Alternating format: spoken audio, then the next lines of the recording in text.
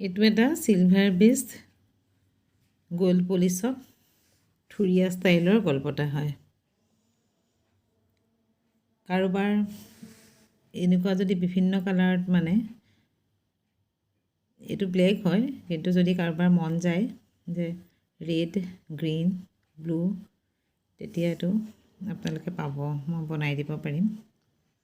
Contact কৰিব পাৰিব মোৰ লগত।